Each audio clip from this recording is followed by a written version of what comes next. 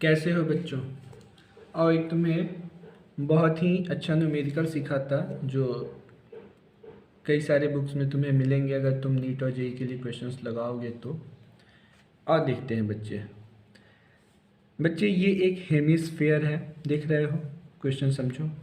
Hemisphere के top पे centre के जस्ट ऊपर एक पार्टिकल रखा हुआ है। रखने का मतलब तुम जानते हो कि इनिशियल वेलोसिटी क्या होगी, 0। ओके।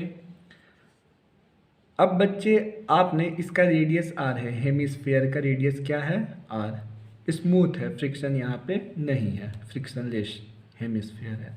आपने इसको यहाँ पे हल्का सा पुश किया, धक्का दिया, तो ये इसके अलोंग, हेमिस्फेयर के लॉन्ग स्लाइटली मूव करने लगेगा। और मान लो कि कभी मूव करके ये यहाँ पे पहुँचा, इसका नाम हम दे देते पोजीशन बी, टॉप का नाम दे देते पोजीशन ए। तो ये क्वेश्चन में बोलते हैं कि जब वो बी पे पहुंचा, पार्टिकल स्लाइड करके बी पे पहुंचा, तो वो वर्टिकल के साथ एंगल थीटा बना रहा है। ओके।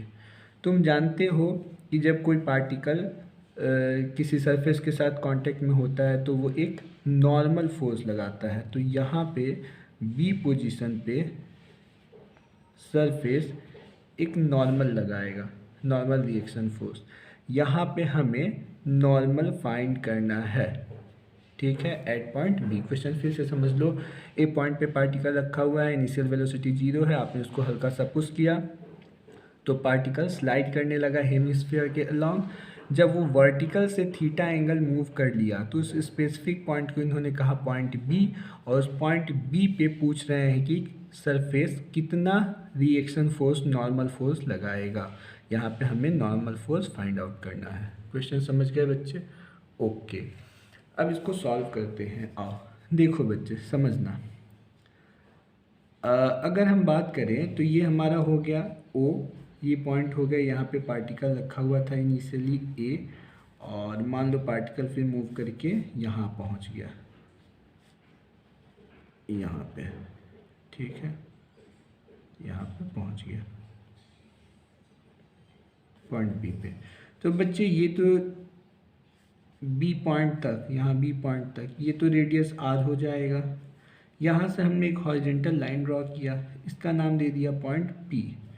तो ए से पी तक हमने मान लिया कि हाइट h है, तो पी से ओ तक की हाइट होगी रेडियस माइनस h। ओके। और यहाँ पे एंगल थीटा है। तो अगर हम बात करें यहाँ पे in triangle O B P, देख लो ओ बी पी, और यहाँ पे अगर कॉस थीटा लिखोगे बेटा तो कॉस थीटा होता है तुम्हारा बेस अपॉन एच। बेस के जगह पे आ जाएगा ओ पी और एच की जगह पे आ जाएगा तुम्हारा ओ बी। तो कॉस थीटा ओ पी की जगह पे हम लिखेंगे आर माइनस एच, और ओ बी की जगह पे हम लिखेंगे आर। इसको सॉल्व करोगे तो R cos theta equal to R minus H. हमें यहाँ से एच निकालना है, तो एच निकालोगे, ये इधर गया, ये इधर, तो R minus R cos theta. तो हमारा हाइट हो गया, आर कॉमन ले लो, 1 माइनस कॉस थीटा। बेटा इस हाइट को एज ए फॉर्मूला बहुत सारे न्यूमेरिकल्स में, इस तरह के न्यूमेरिकल्स में तुम यूज़ कर सकते हो, ठीक है। तो ये हमारा एच आ गया। अब दूसरा हमें निकालना तो नॉर्मल है, उस नॉर्मल के लिए हमें हाइट की ज़रूरत पड़नी थी क्योंकि हम के प्लस बी लगाएंगे, तो एच हमने निकाल लिया। अब बच्चे हम लिखने वाले हैं K E plus P energy conservation at point A must be equal to K E plus P at point B. तो देखो बच्चे, यहाँ इनिशियल वेलोसिटी 0 है इसलिए काइनेटिक 0, और ए की हाइट, यही रेफरेंस लाइन हो गया हमारा। तो ए की हाइट कितनी हो गई, h, तो यहाँ पे लिखोगे एम जी एच। यहाँ पे पार्टिकल में जब ये यहाँ तक आएगा तो बी पॉइंट में इसने कुछ ना कुछ वेलोसिटी v गेन कर लेनी है, तो हम यहाँ पे लिखेंगे हाफ एम वी स्क्वायर। लेकिन पॉइंट बी का रिफरेंस देखो, देख रहे हो, हाइट उसकी 0 हो गई क्योंकि हम इसी लाइन से हाइट कंसीडर कर रहे हैं, तो ये 0 हो गया। तो यहाँ से एम एम कट हो गया, तो हमारा वी स्क्वायर इक्वल टू हो गया 2 GH, देखो बेटा इसी H के लिए हमने ये निकाला हुआ था। तो अब हमारा वी स्क्वायर यहाँ पे हो जाएगा 2GH की वैल्यू रख दो R1 माइनस कॉस थीटा, और इसको हमें पकड़ना होगा इक्वेशन नंबर 1। तो ये हो गया हमारा इक्वेशन 1। सर हमें तो n निकालना था। हाँ, n निकालने के लिए हमें ज़रूरत पड़नी थी h की, तो हमने h निकाला, फिर उस h के यूज़ से हमने v स्क्वायर निकाल लिया एट पॉइंट b पे। अब हम फ्री बॉडी डायग्राम पे आएंगे, फ्री बॉडी डायग्राम ड्रॉ करके नॉर्मल फाइंड आउट कर लेंगे। तो चलो देखो नेक्स्ट।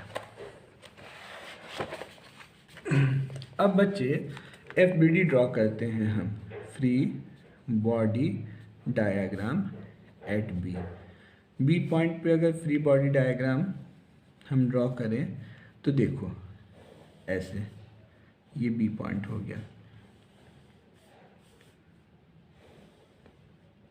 ये थीटा हो गया।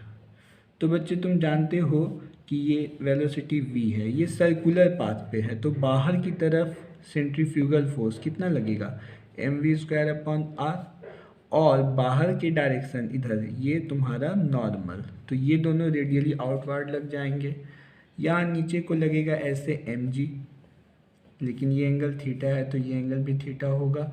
mg का कंपोनेंट ब्रेक करोगे तो रेडियली इनवर्ड हो जाएगा mg cos थीटा। अब गौर से देखो बच्चे, रेडियली इनवर्ड है mg cos थीटा और रेडियली आउटवर्ड है n और mv²/r। तो यहाँ पे एट इक्विलिब्रियम बैलेंस कंडीशन में तुम लिखोगे तो नॉर्मल और mv²r मिलके बैलेंस करेंगे mg cos थीटा को।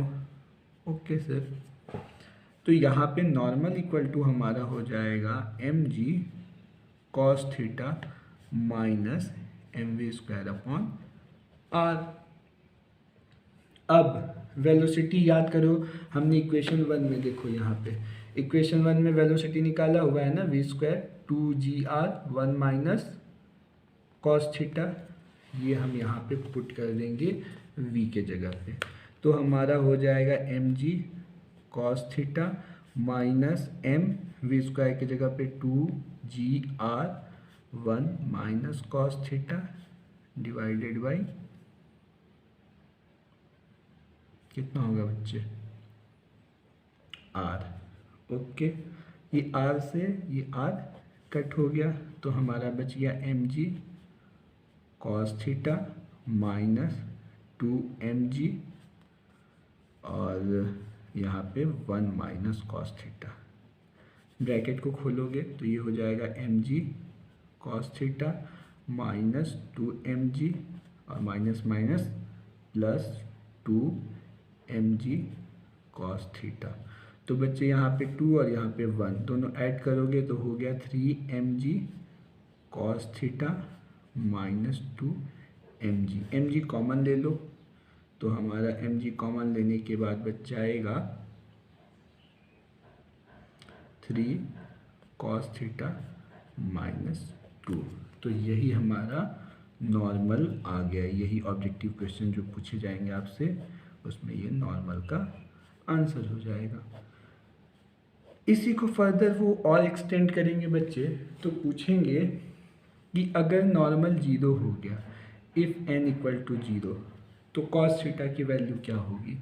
तो n 0 रखोगे, यहाँ पे हो गया 0, mg 3 cos थीटा माइनस 2, ये mg इधर 0 में जाके डिवाइड हो जाएगा तो 0 हो गया, तो 3 cos theta minus 2 equal to 0, that means cos theta equal to 2/3। इसी को स्टाइल मार के अगर लिखना चाहोगे बच्चे, इनवर्स में सिखाया है तो कैसे लिखोगे, थीटा इक्वल टू, जैसे क्या आया था cos थीटा इक्वल टू 2/3, तो theta equal to cos inverse 2/3। बहुत प्यारा और इम्पॉर्टेंट न्यूमेरिकल है बच्चे, इसको 1 से 2 बार देखिए, समझिए। ए से बी तक गया, बी पे आपने नॉर्मल निकाला और बी पे थीटा ये क्वेश्चन में गिवन था। चलिए फिर मिलते हैं ऐसे ही किसी प्यारे वीडियो में। बाय बच्चों।